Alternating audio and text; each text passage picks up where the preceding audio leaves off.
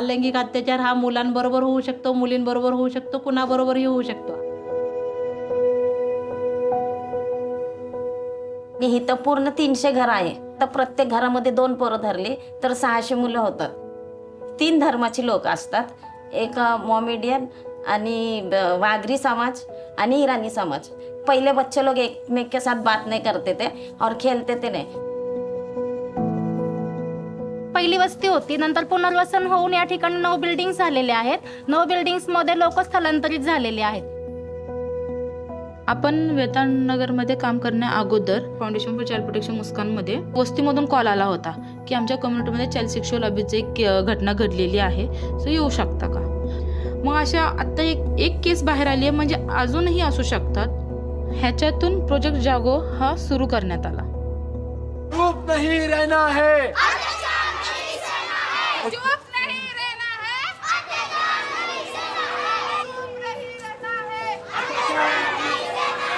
So project जागो एक जनजागृती आहे, जे लोकांमध्ये अवेअरनेस पसरवायचं बाललैंगिक शोषण काय आहे. व्हॉलेंटियर शिवाय हा प्रोजेक्ट चालू शकत नाही, कारण व्हॉलेंटियर हे एक वस्तीतले भाग आहेत. आपण त्यांना ट्रेनिंग्स देतो, कारण वस्तीमध्ये काय घडतं हे आपण फक्त बघू शकतो. त्यांना डीपली माहीत असतं की नक्की काय झालेलं आहे तिथे. कोणत्याही ऍक्टिव्हिटी असो वगैरे आपले व्हॉलेंटियर मोबिलाइज करतात आणि आपले व्हॉलेंटियर प्रत्येक बिल्डिंग्समध्ये म्हणा की प्रत्येक गल्लीमध्ये म्हणा तिथे जाऊन ते ऍक्टिव्हिटीज वगैरे घेत असतात. समुदाय हे एक स्टेक होल्डर्स असतात वेगवेगळ्या प्रकारचे, ज्यांना आपल्याला आधी एंगेज करावं लागतं ह्याच्यासाठी.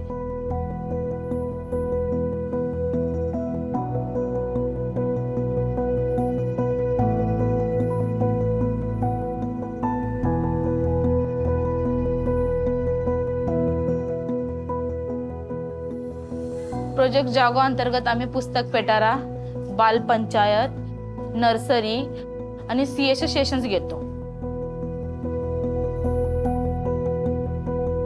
काही नशा करणारे लोक असतात, ते बिड्या वगैरे असं नाही का तिथं फुकत जातात, तर ते आम्हाला आवडत नाही, किंवा आमच्यातल्याच मुलांना, काही लहान मुलांना ते आणायला सांगतात वगैरे असं. या रेल्वे स्टेशनच्या पाठीमागे गांजा, दारू, सिगारेट, बिड्या ओढतात आणि तिथे लोक अशी रात्रीची सगळं हे व्यसन करतात. वस्तीमध्ये राहणारे बालके हे मेडिकल्समधून, हार्डवेअर्समधून सोल्युशन, कप सिरप ह्या गोष्टी विकत घेतात आणि त्याचं व्यसन करतात. मग आम्ही PCMC पोलीस स्टेशन सोबत कोलॅबरेशन केलं. जेवढे पण मेडिकल शॉप आणि हार्डवेअर शॉप्स आहेत त्यांची लिस्ट घेतली आणि आम्ही सर्वांना कॉन्टॅक्ट केलं आणि ती मीटिंग आम्ही पोलीस स्टेशनमध्येच ऑर्गनाईज केली. जर कोणते विद्यार्थी तुमच्याकडे येतंय की सारखं कप सिरप द्या, सोल्युशन द्या म्हणून, तुम्ही आम्हाला कॉन्टॅक्ट करू शकता. सो आम्ही तुम्हालाही मदत करू त्यासाठी आणि त्या बालकालाही मदत करू ह्याच्यातून बाहेर निघण्यासाठी. आम्ही त्याचे पोस्टर्स बनवले आणि जेवढे पण पिंपरी चिंचवडमध्ये हार्डवेअर शॉप्स आणि मेडिकल शॉप्स आहेत त्यांच्या इथे जाऊन आम्ही ते पोस्टर्स लावले आणि याच्यामध्ये आम्हाला पोलीस स्टेशनचाही खूप सपोर्ट भेटला. एखादी अनसेफ जागा आपण जसं म्हणतो ना, इथे जर जास्त घाण असेल तर तिथे लोक जात नाहीत, पण त्या ठिकाणी अब्यूज होऊ शकते. कधी कधी आम्हाला तिकडे जायला एवढी भीती वाटते की आम्ही घरातून पण बाहेर पडत नाही. तसं आपण वस्तीमध्ये आलो, जागो प्रकल्पानुसार 2 वर्ष झालं आपण आलेलो आहोत. हाताने झाडू मारून स्वच्छता केली. आता बऱ्यापैकी खिडकीतनं लोक कचरा टाकत होते, त्याला आळा आलाय. आम्ही काय केलं, तिकडे सेशन घ्यायला लागलो, तिकडे आम्ही वॉलवर कलरिंग केली. त्याला बघून आता जास्त करून तिकडे लोक येत नाही. हे जागा त्यांच्याकडूनच पेंटिंग करून घेतली. आता त्यांना येण्या जाण्यास काही अडचण नाहीये, म्हणजे त्या घाबरत नाहीत. आता आपण बघत असतो की मोबाईलद्वारे आता ऑनलाईन अब्यूज होत आहेत, तर मुलांना मोबाईलपासून कसं लांब करता येईल त्याच्यासाठी आपण एक पुस्तक पेटारा चालू केलेला आहे. पुस्तकांचा पेठारा असतो, तो घेऊन येतो आम्ही. मुलांना पुस्तकाची गोडी लागली, मुलं गाणे म्हणायला लागली, मुलं जमायला लागली. त्याचबरोबर मुलांच्या वेगवेगळ्या ऍक्टिव्हिटी, खेळ आम्ही घ्यायला लागलो. त्यांच्यामध्ये धैर्य कसं येईल, त्यांच्यामध्ये शूरता कशी येईल, त्यांच्यामध्ये धाडस कसं निर्माण होईल आणि ते एकमेकांना मदत कसे करतील, परोपकार कसे करतील, याच्यातून त्यांच्यावर खूप सारे पुस्तक पेटाऱ्यातनं संस्कार होत आहेत. आपण ही बालपंचायत जी तयार केलेली आहे, जे प्रत्येक मुलाला एक आता पंतप्रधान म्हणा, आरोग्यमंत्री म्हणा, प्रत्येकाला एक निवडून दिलेला आहे त्यांना की त्यांची कामं ती पूर्ण करायची. ते स्वतःहून आनंदाने ते पार पाडू शकतात, की जी त्यांची म्हणजे बोलता येत नव्हतं मुलांना, अशा मुलांना बोलायला यायला लागलं. काही जरी इथं प्रॉब्लेम जरी आला तर ते मुलं स्वतःहून फोन करतात आणि मुळात म्हणजे पोलीस लोकंसुद्धा इथं राऊंडला येतात त्या पूर्ण एरियामध्ये. चेंबर लाईन तुंबले होते, तर बालपंचायतीच्या मुलांनी ते चेंबर लाईनच्या महानगरपालिकेला त्या सरांचा नंबर मिळवून कंप्लेंट केली. चेंबर लाईनचं काम दुरुस्ती करून घेतलं. आपले सार्वजनिक बाथरूम तुंबली होती, ते बाहेर पाणी येत होतं, तर पंचायतीच्या मुलांमुळेच ते पाणी थांबवलं गेलं आणि ते ड्रेनेज लाईन करून घेतले गेले. परत रस्त्यावरच्या लाईटी बंद होत्या, त्याला रस्त्यावरच्या लाईटीसुद्धा चालू करून घेतलं आम्ही. नर्सरीची ॲक्टिव्हिटी घेताना सुरुवातीला आपण रोप कसं ते येतं, झाड कसं वाढतं, मुलं स्वतःहून झाडं आणतात आणि त्याची निगराणी ठेवतात. जर हे सूर्यप्रकाश आणि पाणी जर झाडाला भेटलं नाही, त्याची वाढ होऊ शकत नाही. जर आपण बालकाकडे दुर्लक्ष केलं, त्याची काळजी घेतली नाही, तर त्याची वाढ थांबते.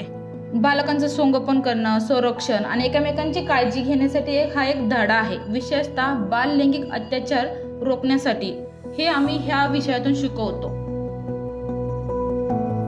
ओ बच्चों तुम्हें दिखाए नाटक जो हमारा है, हर एक बच्चा रहे सुरक्षित, यही हमारा नारा है. पथनाट्य तर आपण जेव्हा स्टार्ट करण्यात आलं व्हॉलेंटिअरचं, तर सगळे म्हणत होते की आम्हाला नाही करायचं. थोडंसं म्हणजे घाबरटपणा होत होतं आणि काही लोकांना व्यवस्थित बोलता येत नव्हतं आणि लाज पण वाटायची, एवढ्या लोकांसमोर आपण कसं काय पथनाट्य करायचं. आम्ही आधी त्यांच्यासमोर करून दाखवलं. ते पथनाट्य बघून त्यांच्यामध्ये एक कॉन्फिडन्स तयार झाला आणि ते लोक सुद्धा तयार झाले की हो आम्हीही करू शकतो. तर ही मनातली जी भीती आहे, ते जे लाजिरवाणं वाटत होतं, ते आता सगळंच आमच्यामधून ते निघून गेलेलं आहे आणि इतकं छान आमचं पथनाट्य होतं. काही काही लोक सांगतात की तुम्ही अजून बऱ्याच ठिकाणी करा. मला गोष्ट ऐकायला आवडेल का? अरे काय झालं राजू, तुला काय झालं? चॉकलेट आईने सांगितलं घ्यायचं नाही कोणाकडून. तर एका महिलांनी भैयावाडीत आम्ही पथनाट्य केलं, तर खूप छान सांगितलं की तुम्ही हे करताय ते काम खूप छान आहे आणि आम्हाला पण आता जागरूक राहणं गरजेचं आहे की भविष्यात कुणाच्याही मुलाबरोबर अशा घटना घडूच नये. गेल्या 2 वर्ष झालं आम्ही 10 स्वयंसेवक वस्तीमध्ये काम करत आहोत. दर 3 महिन्याला आम्ही त्याचे प्रशिक्षण घेत आहोत. घरचे आईबाप असं फ्रीली मुलांना सांगू शकत नाही ना, प्रायव्हेट पार्ट वगैरे सांगत नव्हते, पण आता ह्या संस्थेपासून असं कळालं की मुलांना आता जे लहान वयापासूनच हे माहिती पाहिजे. पुरुषांना एंगेज करणं फार अवघड पडतं की ते काहीतरी करत असतील, कामाला जायचं असतं त्यांना वगैरे, मग त्यांचे मीटिंग्स घेणं वगैरे आम्हाला फार अवघड जातं. त्यामुळे आम्ही ते लोक जिथं अवेलेबल असतील आम्ही तिथे जाऊन त्यांचे मीटिंग्स घेतो.